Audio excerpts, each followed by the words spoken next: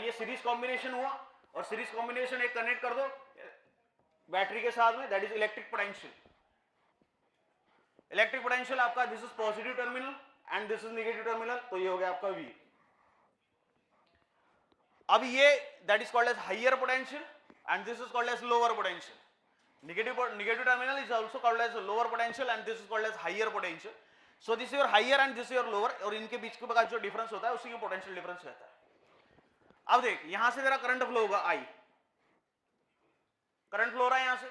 अब करंट जो फ्लो हो रहा है, सबसे पहले ये यहां टर्मिनल को आके मिला, मैं इसको मान के चल यहां पे इसको A टर्मिनल से डिनोट कर दूं, ये टर्मिनल हो गया तेरा B, ठीक है, इसको 1 1 से डिनोट कर दूं, इसका मतलब ये हो गया कि मेरा कैपेसिटर का है, क्योंकि इधर भी मेरे को A1 A2 लेना पड़ेगा। So this is your A1 terminal, this is your B1 terminal. So when the positive charge is flowing through this terminals, so ये जो पूरे के पूरे पॉजिटिव चार्ज A1 पे आके रुक जाएंगे। So this A1 is fully positively charge, A1 आपका फुल्ली पॉजिटिवली चार्ज हुआ। So due to this positively charge यहां पे सारे के सारे नेगेटिव चार्ज इंड्यूस्ड हो जाएंगे according to the principle of capacitor.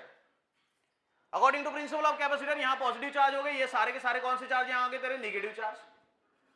Inner surface B1 के इनर सरफेस पे अगर मैं इतने पोर्शन को झूम करके समझाऊं तो ये ऐसा है।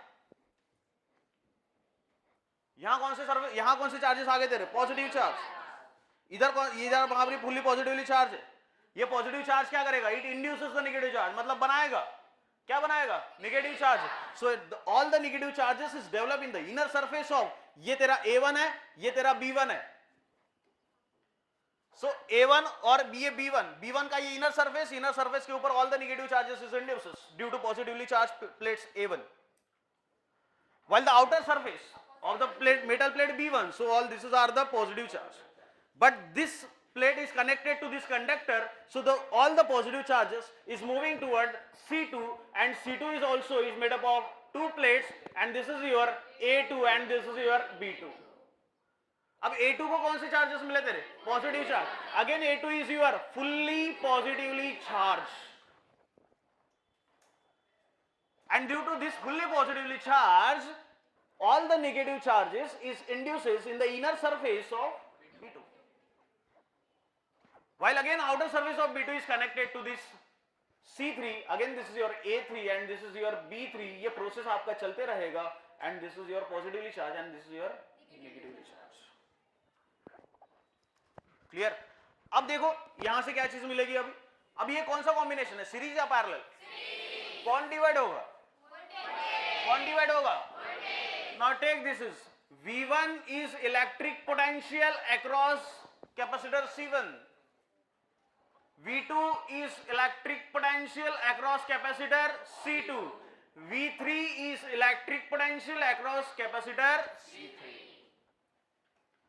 ये V1, ये V2, ये V3 अभी थोड़ी देर कंसेप्ट पहले बताया था, उसी के इक्वेशन से यही प्रोवाइड कर रहा है। तो V is equals to V1 plus V2 plus V3, clear.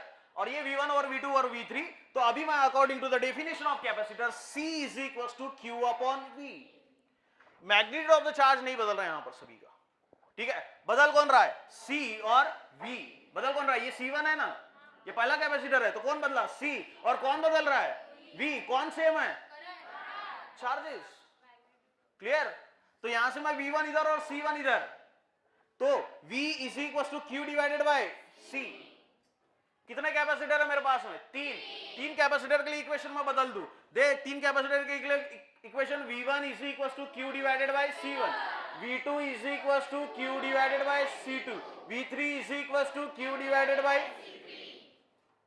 Clear. और यहां जो मेरी इलेक्ट्रिक पोटेंशियल है, इलेक्ट्रिक पोटेंशियल भी तो चार्ज है, तो V इज इक्वल टू क्या हो जाएगा, Q divided by C।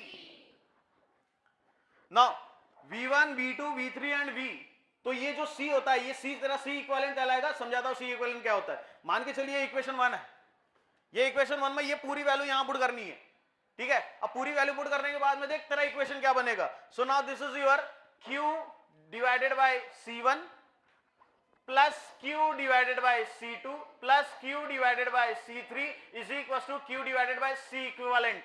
The meaning of C equivalent, capacitance of capacitor, ये तीनों का इक्विवेलेंट कैपेसिटर, ये तीनों का इक्विवेलेंट कैपेसिटर, या मान के चलिए आपको इसका सी नेट भी कह सकते हैं इसको, क्लियर, इक्विवेलेंट कैपेसिटर कहते हैं इसको। तो ये Q divided by C equivalent हो गया। ये किसके वजह से आया? ये आपका इलेक्ट्रिक पोटेंशियल जो आपने इलेक्ट्रिक सर्किट को प्रोवाइड किया हुआ है। नाउ देख, अब यहां से Q कॉमन निकल के आ जाएगा, ठीक है। तो आपका इक्वेशन देख, तो Q divided by C equivalent is equal to Q common ले लिया मैंने, now 1 upon C1 plus 1 upon C2 plus 1 upon C3। How? And this Q and Q get cancelled, so what remains? So 1 upon C equivalent is equals to 1 upon C1 plus 1 upon C2 plus 1 upon C3।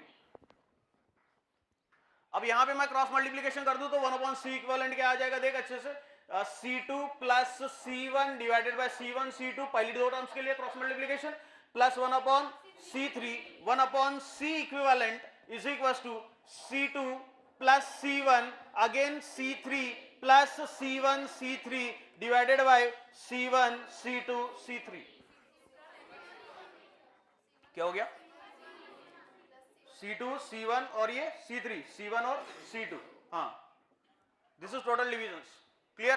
तो 1 upon C equivalent का equation देख फिर से क्या बना, now 1 upon C equivalent is equal to again C3 का bracket multiplication कर, this is C2 C3 plus C1 C3 plus C1 C2 divided by C1 C2 C3.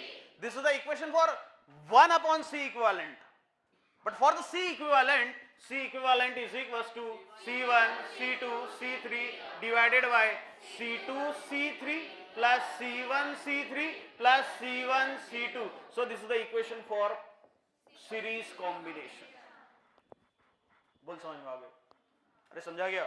Basic चीजें बस ध्यान में रखनी है, कौन बदलेगा कौन नहीं बदलेगा, और प्रॉपर तरीके से मैथमेटिक्स सॉल्व करिए, so we get the final equation for C equivalent, clear. So this is the first combination of capacitor that is called as series combination.